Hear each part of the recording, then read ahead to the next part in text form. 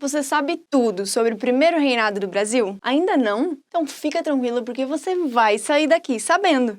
Vem comigo!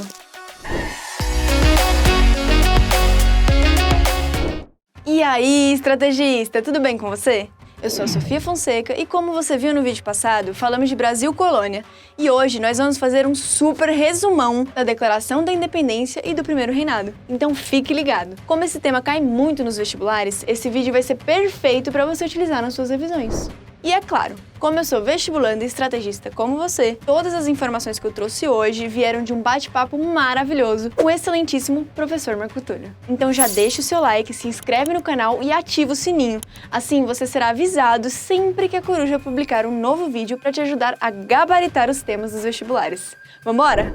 Para chegarmos na Proclamação de Independência, vamos entender a vinda da família real portuguesa para o Brasil. O contexto europeu era das guerras napoleônicas. Napoleão, na sua sede de tornar a França o maior polo industrial do mundo, precisou frear os avanços da Inglaterra. O que ele fez? Ele instalou o bloqueio continental, que proibia a Europa de comercializar com a Inglaterra sobre a ameaça de invasão. Mas vixe, e Portugal nesse negócio? Portugal tem uma dependência econômica da Inglaterra enorme. Isso vem lá dos tratados de panos e vinhos, onde a Inglaterra ficou com uma vantagem comercial estúpida. Então Portugal deu um de malandrão e não obedeceu ao bloqueio.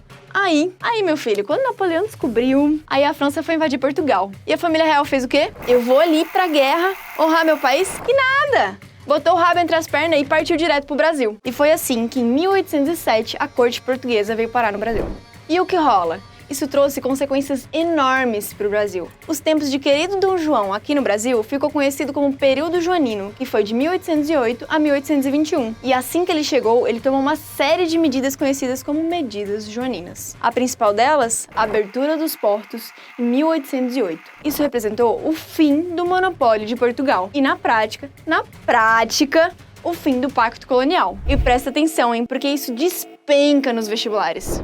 Enfim, a população não gostou muito da corte aqui não. A família real representava muitos gastos, mas muitos gastos. Isso pesou diretamente sobre a população. E você sabe, né? Insatisfação gera revolta. A revolta da vez foi a Revolução Pernambucana de 1817. Foi o último dos movimentos emancipacionistas. Lembra que a gente falou desses movimentos? E foi o único que se concretizou. Pernambuco proclamou república, mas logo eles foram derrotados por tropas ligadas à corte e voltaram a ser parte da colônia. Agora, no contexto de Portugal, apesar da derrota de Napoleão, Dom João não queria voltar para a Europa. E com o Congresso de Viena de 1815, que estabeleceu o princípio da legitimidade, ou seja, todos os soberanos depostos deveriam retornar aos seus tronos. Dom João se viu obrigado a voltar para Portugal. E como solução, o príncipe regente elevou o Brasil à condição de Reino Unido a Portugal e Algarves. Assim, o Novo Mundo passou a ter a mesma autonomia administrativa, o mesmo status de Portugal. Isso gerou um grande desconforto aos portugueses. E aí o que aconteceu? Em 1820, eclodiu a Revolução Liberal do Porto, movimento que exigiu o retorno do agora coroado rei a Portugal. Com essa pressão sobre Dom João VI, ele decidiu retornar a Portugal, deixando Dom Pedro como regente. Posteriormente, em 1822, Portugal exigiu também o retorno de Dom Pedro a Lisboa, mas as elites locais que faziam parte do Partido Brasileiro convenceram ele de ficar no Brasil. Esse episódio ficou conhecido como Dia do Fico. E a ideia de independência foi ficando cada vez mais forte. Os conflitos de Dom Pedro com a corte mais intensos, e nesse contexto, Dom Pedro declarou a independência em 7 de setembro de 1822. Agora, presta atenção no que eu vou falar, porque isso é importantíssimo para os vestibulares. A independência no Brasil não teve grandes rupturas, e sim, grandes permanências. Até porque ela foi articulada pela elite latifundiária. O interesse permanecia na concentração de terras e no regime escravocrata. Agora, com o Brasil independente, a gente tem que lutar pelo nosso reconhecimento. Existiram conflitos internos, onde o governo teve que se impor para os estados, e o reconhecimento externo aconteceu da seguinte forma. O primeiro a reconhecer foram os Estados Unidos. Afinal, eles queriam que a independência acontecesse de maneira generalizada na América. E depois veio Portugal, que só reconheceu a independência do Brasil mediante um pagamento. E por fim, a Inglaterra, que exigiu o fim do tráfico de escravos pela Lei Regencial de 1831, que nunca foi posta em prática. E daí que vem aquele ditado, lei para inglês ver.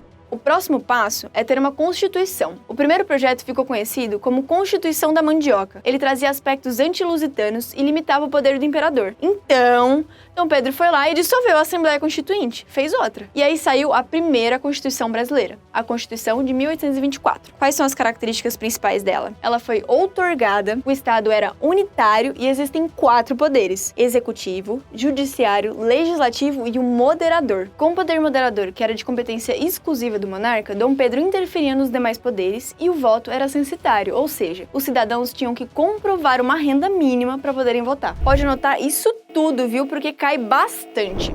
O autoritarismo de Dom Pedro, com a imposição da Constituição, provocou reações. Já tá pensando em revolta, né? Sim, o movimento que eclodiu foi a chamada Confederação do Equador de 1824. Aconteceu em Pernambuco. Os rebeldes buscavam uma república federalista e o fim do tráfico de escravos, e foi combatida violentamente. Com essa revolta, começamos a falar de crise do primeiro reinado. No ano seguinte, em 1825, outro conflito eclodiu, a Guerra da Cisplatina. A guerra se estendeu até 1828. Cisplatina pedia independência e ela foi apoiada pela Argentina. O desgaste para o primeiro reinado foi irreparável. Cisplatina conseguiu sua independência e se declarou República Oriental do Uruguai.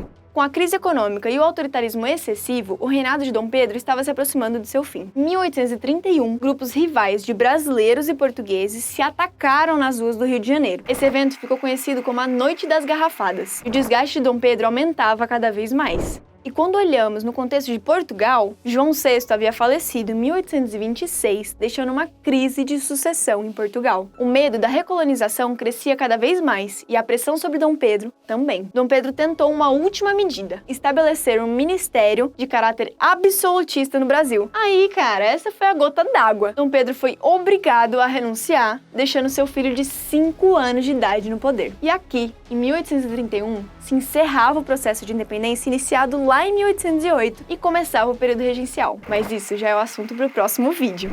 E aí, estrategista, conseguiu entender o tema? Tem alguma dúvida? Comenta aqui embaixo. Quem sabe a gente te ajuda. Mas eu sei que agora você tá pronto para gabaritar esse tema nos vestibulares. E claro, não se esquece de deixar seu like, se inscrever no canal e ativar o sininho para não perder nenhum dos nossos vídeos. Eu não posso dar spoiler, mas adianto que o próximo tá incrível. Um beijo e até a próxima!